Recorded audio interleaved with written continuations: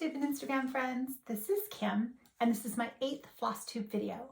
If you'd like to follow me on Instagram, I'm kgoldman63 on Instagram. So welcome or welcome back.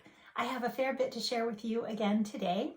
I have 2 finishes, 2 new starts, progress on 2 of my whips, some prior finishes, and just some general stitchy chit chat. So let's go ahead and get started.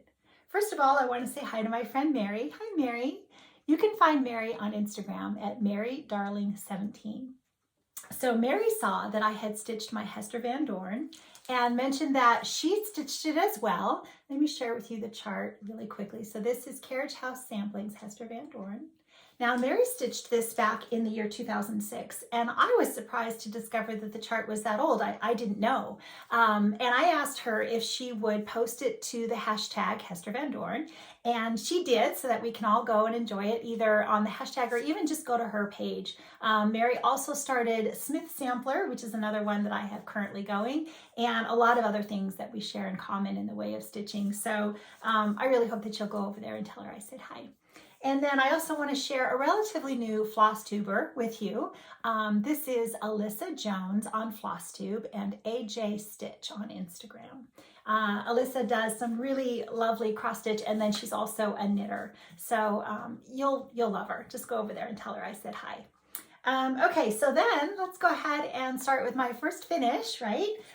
This is Oh Joyous Day by Blackbird Designs. And I stitched this on 40 count vintage maple sugar by Lakeside Linens, and this is just a thrift store frame. It's in there loose right now. I think it's going to stay in this frame. It fits perfectly and I really love it. So let's see, I stitched this with all the called for overdyes on, let's see, so 1 strand of floss over 2 linen threads. And I did make some changes in the portion above the home, right above the house there. I did the 1/1 with the Oh Joyous Day. I moved my husband's initials, my initials off to the side. And I had put a bird initially right here, and I really immediately took it out and replaced it with this crown. And I took that from my Summer at Hollyberry Farm by Stacy Nash. I took that little crown from that chart. And I did all the satin stitches. This row down here ended up being off a little bit when I got to the end over here, but I don't see where, so I didn't even look too hard. I thought it looked fine. And I love it. So I didn't put the year in here. I don't always put years on my pieces. I was kind of looking around really quickly, but it's just not something I generally do. There's no really reason for it. It's just not something I find that, anyway, so that's my first finish. And then next is my Mary Clayton Hands Across the Sea samplers. And this is my first Hands Across the Sea samplers chart that I have completed the entire chart. I did the entire design. I stitched Eliza Bell Cox and only stitched the parrot. And then I stitched Ann Thomas up here, the portion that we've referred to as the pigeon with just Walter in the center there. But Mary Clayton doesn't have a really complicated border, and it's actually a nice size. And so I stitched the entire design on Mary Clayton with the DMC that's called for, except for I made one change. I changed one of the colors to, okay, so it's this color right here, this cream color. I did use it here, the called for, but I changed it in the portion of the trees and the little leaves on some of these motifs that go around. And I changed it because it just wasn't showing up very well. And other than that, I think. So this is 40 count vintage light exemplar by Lakeside Linens, 1 strand of DMC floss over 2 linen threads. And I love it. Now Mary, I have frames. I have a lot of frames. I have frames under beds and in bins in the garage and leaning against walls. And Mary finished up at a size that's a little bit challenging. It's 1 inch difference from height and width. And I walked around my house and even looked at all the prior pieces and just could not find a frame that was going to fit well enough. It was just too much, around. And So I'll have to go back to thrifting and, you know, antique stores and look for even art pieces and things like that, that sometimes those are a more odd size frame. And I might be able to find something eventually. But for right now, she's just going to hang out because I really, or maybe I'll have to order a frame at some point. But that's my second finish. So then I had a new start. So this is a chart that I recently shared with you, just this last Flosstube as a new acquisition, my Jane Robertson by Lila Studio. And now my friend Lynette, hi Lynette, homesteading on the home front. So she just did her 2021 plans video, and she shared that she has this chart as well, along with Janet Reed. And I think originally she was thinking she would start Janet Reed, but she must have seen that I shared this one and she messaged me and said, you know, I have that. Would you like to start that, stitch that together? And I said, oh my gosh, yes, I would love that. So we decided to start it together. If you'll notice, let me share. Okay, so this one was a bit of a challenge because I took a lot of time prepping my fabric. Okay, so as you'll see, it's very close to the margins. This is, again, 40 count vintage meadow rue, and I only have a small piece of it left, and I really wanted to get as much out of it as I could.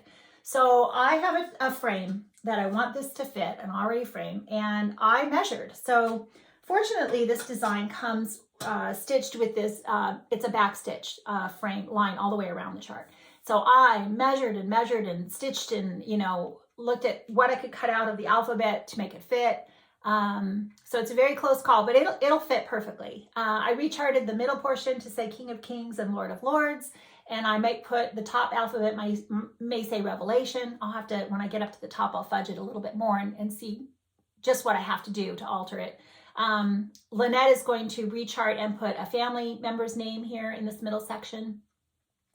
And I didn't have the cherry wine, I think is called for the red here. And I changed that to Lancaster red just because I couldn't get the cherry wine. I didn't have it and couldn't get it. So I changed that. Now, Lynette is really good. Now, she does this all the time. And she actually has a video. It's been quite a while ago that she did the video about how she's like me. She does a lot of thrifting frames, right? And so she has the frames and she will do the math ahead of time. She has some mad math skills. She's a math teacher. And so she'll do the math ahead of time and alter the piece to fit the frame. And I often will just stitch the piece, the portion that I want, and then go try to find a frame. But this time I did it the opposite. So let's see how that all works out. So that's my Janet Robertson. And then my next start, I was super excited to start this one. This is my GGR Jane Southward. It's absolutely beautiful. I've seen this a number of places now. So Jean at the Attic has done a silk conversion, and she shows this on 2 of the episodes that they do their Flosstube. And she started at the top, and then she was really excited to stitch this flower, so she stitched her way down and was able to stitch the flower. It's just gorgeous. And then Brenda and the Serial Starter, so Brenda and Laura are both stitching this right now. So Laura is stitching it in the overdyes, the called for overdyes, and then Brenda is using the silk conversion that she got from the Attic. And it'll be fun to see them both, you know, stitch it and we can see the comparison. The other place that I saw this is on Instagram. So it's Wicked Pretty Alice. Her name is Elizabeth. And she posts to the Jane Southward hashtag, which is where I saw her conversion. And I loved her conversion for the border flowers. And I don't know, I'd rather you go to Instagram if possible and see her colors there if you're interested. I'm not comfortable sharing her conversion unless she gives me permission. But right now I can share the one that I changed. Okay, so this is the called for overdyed, and I think it's called Pumpkin Patch. It's pumpkin something. And I started stitching it. I thought, you know, that's obviously, you know, by now that pinks are more my favorite color. And Jean is stitching it in the silk that's more this color. And so is Brenda. I mean, this is how I've seen it done other than Elizabeth. And she changed to this color. Now, I didn't have the color she changed on this flower, so I used Cinnabar, which is a close match. And I think I'm going to, so I'll pull this out, change it to the Cinnabar, and I'm going to alternate my flowers in those 2 pinks. This is, again, 40 count vintage meadow rue. And this is my last piece of vintage meadow row. And I do have a big enough piece to stitch the entire design. But let me hold this back up again really quickly. You won't be surprised, you guys that know me, you won't be surprised to hear that I'm contemplating only stitching to this portion of the design. And the reason for that is because I measured ahead of time and I did a lot of math to see I have a 10 by 13 frame that it will fit in perfectly if I only stitch to that portion. And so it's two things, right? It's that it fits in a frame I have, and it's actually three things. And it saves a good portion of my fabric. If I don't stitch the entire thing, I'll have it for something else. And I also don't have to stitch, you know, more border. And this is my favorite portion of the design anyway. But I started at the bottom, and so it's a long way to go before I get to here. So we'll just have to see how that goes and what I decide. Okay, so then I made a little bit of progress on one of my whips. So this is Martha Scott, another GGR. You'll notice when I show you my stitch piece that these two potted flower areas, my pink, it's the call for overdyed, but my pink is not as red. Mine is more pink and it's not as red as that appears on the chart here. But I love pink, so I'm perfectly okay with that. Let me see. So here's my Martha stitched on 46 count vintage pecan butter by Lakeside. And you'll see it's more pink. I think it's brick is the overdyed. Now the other thing on this one is you'll notice that typically I would not have left it where I had to stitch through the middle portion of two stitched colors already, but because this raven is so much darker, I like to stitch the lighter colors before I stitch the darker colors. So I will have to fill in this channel where normally I would have, say, stitched the yellow and then the raven and then the I can't remember what anyway, the blue. And I would have, you know, stitched over this way, or I would have stitched the blue and then the raven and then the yellow. But I don't like to stitch, like say I would never stitch the red and then stitch the cream right next to the red, because potentially when you're pulling up a lighter color floss next to a darker color, you might get some drag and the color might carry through onto your cream floss from the red. So I would only stitch, same thing when I did this, I made sure I stitched all the cream before I filled in with all the red. And so I'm just doing the same thing with the raven to make sure there's not going to be any problem there. But I'm loving this, and I'm hoping that I will finish this. Obviously, I just have the 3 rows and the border, and hopefully I will finish this the next time I pull it out. Okay, so I think that's, oh, no, then I had one more. So everybody has been starting, a lot of people have been starting the Smith sampler by the Scarlet House. And it's been making me just want to pull mine back out again. So this was the last one that I put some work in on. Let me share too really quickly. I want to say thank you to, I think it's the Retro Girl. Forgive me while I look up her. So the Retro Girl 369. So she made a mention a couple of videos ago in the comment section that the center border motif, and I had already finished stitching this, so I cut it off, wadded it up, and threw it in the trash. But I was like, oh, wait, that's a good example.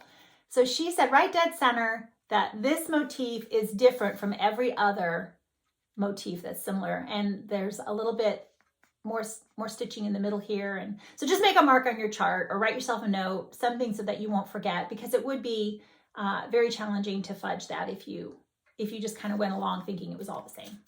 So thank you to her for that, for pointing that out. So let me share with you my progress on Smith Sampler.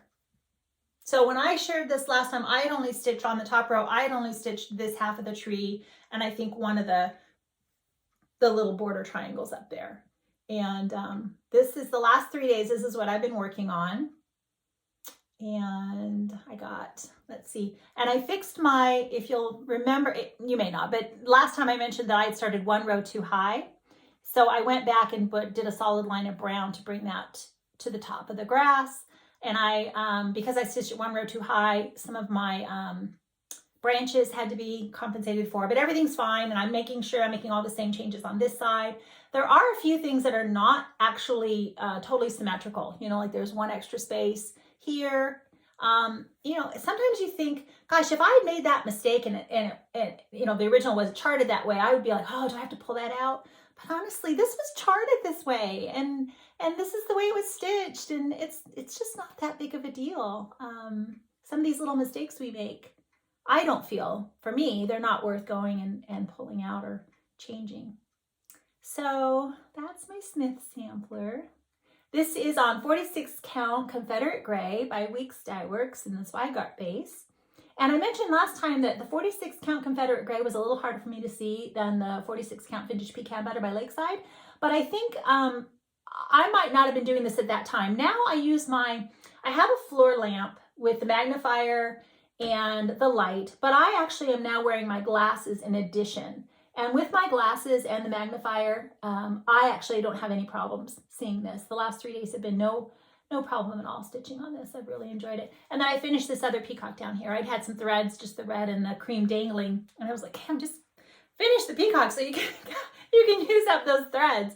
But again, I didn't want to stitch the red before I'd stitched, you know, this color here is Cobar.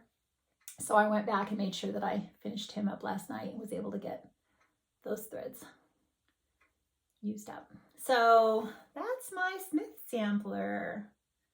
And I will stitch the border from the top down. As of now, I'm lining up. Everything's exactly where it's supposed to be, and there shouldn't be any problems, but I figure it's easier to fudge somewhere in the corner down here than it would be anywhere, you know, in the middle. And hopefully that's not necessary. Hopefully I don't make any mistakes, but we'll see. So that's my Smith sampler. And I think that's all of the stitching progress. So let me share a couple of some prior finishes that they're not normally hanging. They don't hang in my craft room here. They hang out in my TV room. So you've not seen these before, even in my craft room tour.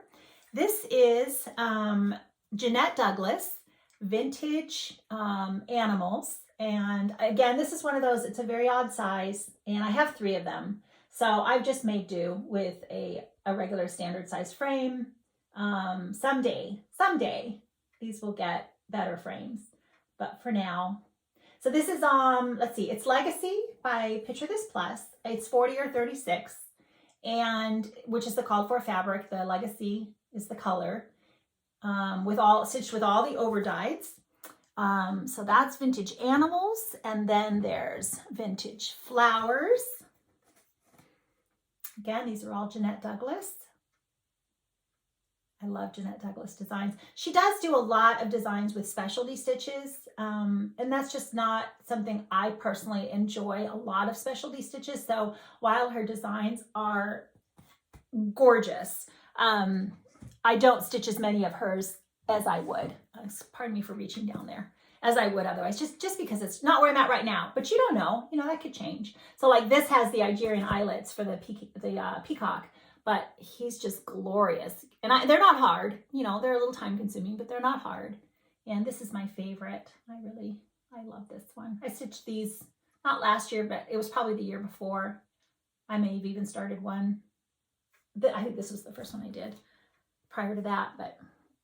And then we've got Valentine's Day coming up. So I kind of dug through, this is another one. Now it's just because of the color, right?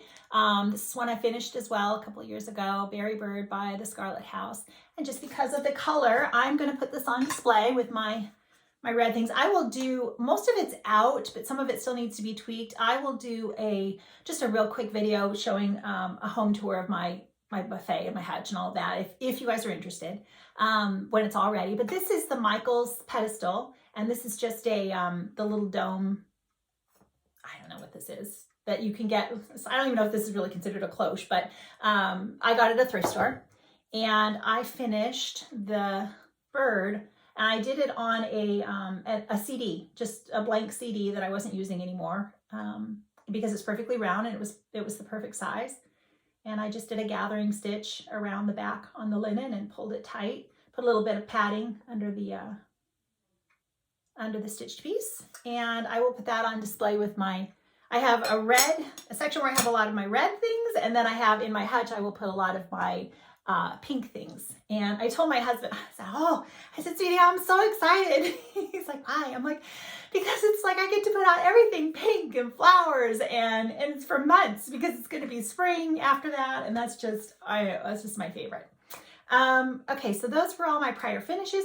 Now let me share with you something that I do for framing a little bit, right? So this is just a thrift store frame. It's just a standard size frame. You can get this anywhere. It's plastic and it's this silver color. So what I did was I took this wax. There's a lot of different ones out there. I'm not saying this is better than anything else. It's pretty affordable, pretty inexpensive. Yeah, $1.99. And I got this at Michael's or Home Goods.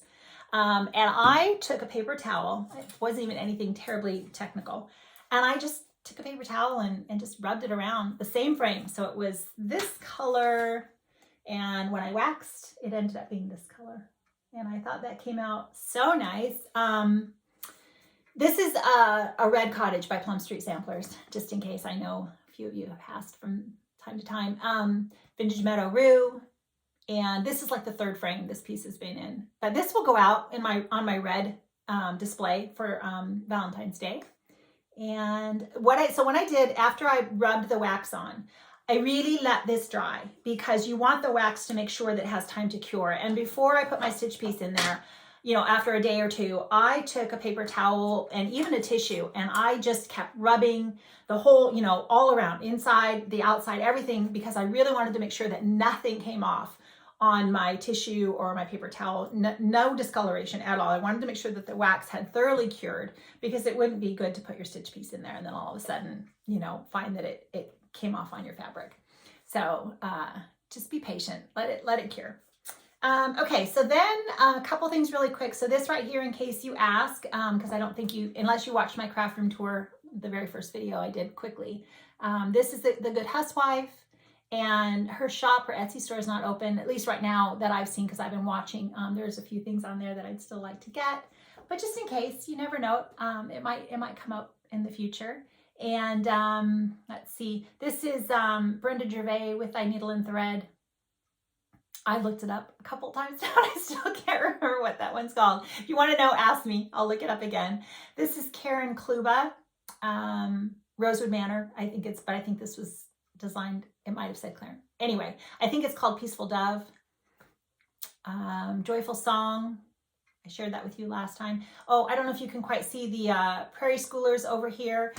There are 4, actually. There's a cardinal, but I stitched that. It's 2 threads on 2 strands of DMC floss on 32 count fabric, but the fabric is really stiff. It's actually quite tiring to stitch on. And so I just opted, I pushed through to do the 3, but as of right now, I have no current plans to stitch the cardinal, although I would like to have it. So we'll see. We'll see. I think I have the piece of fabric, but it was not the most fun stitch, just because of the fabric. The chart is actually really hard to read too. It's just really hard to see some of the symbols. So a few more ideas for Valentine's Day, though I don't know that I'll get to them. I'm really kind of loving the ones that I already have going, and I don't know that I'll take the time away. I don't know. But if I do, these are some of the ideas. I was planning on starting this one for sure, but I couldn't get the ale. I was having a hard time getting the ale. And so it'll come around eventually. I'll get it and I'll start it. But I love this one. I've had this one for a couple of years now. So it's on the plan. I saw someone on Instagram share this. It's a freebie by Lizzie Kate. And I really loved that. I wish I'd written down your name. This one, I will obviously change the, so I wouldn't put the bottom, and I would change the colors in the tree to do like a red or a pink. And I think that would be super cute. I've had this for several years too, and I really want to stitch it. But it's a lot of choices, fabric and floss and changing, and I just haven't felt up to it yet. And then I meant to stitch this all year last year. And my friend Gina, hi Gina, from Hanging by a Thread, stitched this. A lot of you have stitched it, but I kept telling Gina all last year, oh, I need to start that. Well, I have the fabric, so it's a matter of just pulling it out and pulling the floss and getting a start. And then I want to stitch this. This has been something a lot of people have stitched in even different colors, right? And then this one would be lovely to have out for Valentine's Day.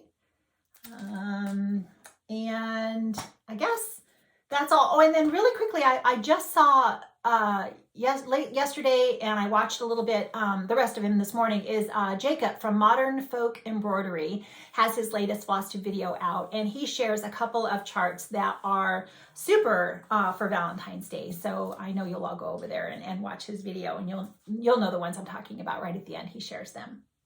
So okay, I think, gosh, I'm looking around. I hope I haven't forgotten anything. One more thing, just really quickly. So a lot of people have already, gone over how we store our floss. And so I just pulled, just as an example, right? So this is your Classic Colorworks or your Gast, not your Weeks. But, we all know now that it comes where you just, the loop at the bottom, you just cut the loop at the bottom, and that's your nice length of thread for stitching. And loosen your knot a little bit, take your needle and slide it under on one of the top sections, slide it under just one single strand and pull the strand out, right? And that's your perfect, you're ready to stitch. But I wanted to just share, so we've also had the discussion about silk. And I've been stitching on my Smith sampler with silk. And so, and a lot of silk will come on cards like this. Some of it comes in just a skein, like a DMC skein, and so it doesn't come on a card. But I found, if I've pulled the silk the same way I would pull just the DMC, I think it fuzzes too much. And so what I do is I will pull the entire, and loosen up your knot. Make sure you're not dragging it through a tight knot. Loosen up your knot, pull off one of the entire lengths that you've prepared. You've already cut it to the right length.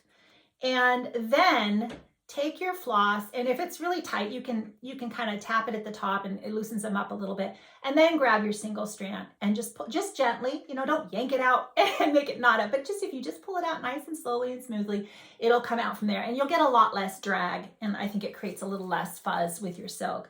And sometimes, when you're stitching with silk, experiment. I tend to cut my silk a little bit, maybe like one length at a time. And a lot of times I'll just take my fingertips and I'll go to my elbow, and that's not quite 18 inches. And I'll cut them a little shorter because depending on the fabric that you're stitching, like the 46 count, and I'm not using the 103s. I'm using just, something that might be a little thicker. Sometimes it's Gloriana. I don't remember all the different, which ones are thicker than others, but just using a shorter length of silk will help you not get as much fuzz towards the end as you're stitching. And you'll see the difference. You'll see what I mean as it starts to get less tightly wound, and you're just not going to get as nice of a stitch. So when I'm done, and I keep my silks in bags. So, you can put it back on the card as well, but I will just put it in a bag. This is for Smith. So that's the symbol. And I will put the whole thing back in the bag. And otherwise, I store my floss. So like say this, I would store the colors for a project on a ring, like this, either one of the binder rings or that flexible keychain ring that I shared with you before. And if I have all the floss for a project, I will put it all together, put a label on the front that says what the project it's for. And I don't store my floss in the bags, and only because I used to, but only because when I'm constantly trying to steal threads, from projects for other projects, I have to look through a lot of bags to try to find where they are. So I tend now to put them on floss rings, label them, and I hang them up on my pegboard that's here in my craft room. And that way, if I just want to go look, I can just go look through all of the projects and all of the floss up there. And if I'm going to sit down to stitch, I just go grab the floss I need. I actually have some little knobs on the top of it's an antique magazine rack, and it's the perfect width for my project bag. So all of the projects are in there with little tags to designate what they are. And then there's on the little handle, I'll just kind of hang the flosses over the edge. And so I just really just lean down and look for the one that I need that goes to the project. But these are, the floss tags for that Celeste creates, shared these. She did the exact link to Amazon. You can get these specific ones. And you do need the hole punch. She gives you the size of the hole punch. And I think she's going to do a little tutorial coming up. So she'll share all of that with you. So you just punch the hole here, hole punch to make this one a little bit wider. And this is just my DMC. I did have all of my DMCs in, these are just snack bags with index cards. And so you've seen this. Everybody's been storing floss in so many different ways for quite a few years now. But now I like to put them on the tags, and I just hang my DMC in sections. So this is through like 700 or something. And then I have 2 more that goes, 8 and then the 3000s, or 8 through whatever, and then the 3000s. And however much DMC you have is, however much room it'll take up to store that way. But that works for me. So, okay, I'm looking around. I think that's all the stitching that I have to share with you this week. As always, I'm going to share some scripture with you. But if you're not here for that, if you're just here for the stitching, I hope to see you again in a couple of weeks, and take care. So those of you who are still with me, I have 3 scriptures to share with you today. After I accepted Jesus as my Lord and Savior, I took a foundations class at my church. And one of the first questions that I had was, what's my purpose? And I remember asking God, please, you're going to have to put it in neon, because sometimes I can be either slow to understand or maybe just slow to listen. But the answer that he gave me then is the same answer for today. And that is, my purpose is to glorify God. And I'm going to share with you Deuteronomy 6:5, but many of you will be familiar with similar scripture from Matthew, Mark, or Luke. So Deuteronomy 6:5, you shall love the Lord your God with all your heart, with all your soul, and with all your strength. And, I seek to glorify God because of the love that I have for him. And one of the scriptures that he often hears me pray is Proverbs 51:10. So it's not Proverbs, it's Psalm 51:10. Psalm 51:10. Create in me a clean heart, O God, and renew a steadfast spirit within me. And then this last one is, it really helps me put my faith into shoe leather. It gives me the heart that I need to be serving with. And whether that's serving at church or even just doing chores around my home. And that's Colossians 3:17. Whatever you do in word or deed, do all in the name of the Lord Jesus, giving thanks to God the Father through him. I pray that all of us, take time to reflect on how our lives glorify God. And I have one other thing I want to share with you. It's a book by A.W. Tozer, The Pursuit of God. And if you've not read it, I recommend it. And if you are one that likes to listen to books like I do, this is that free website, LibriVox, and this book is available on that website. So thank you again for staying to share with me, and I look forward to seeing you all again soon.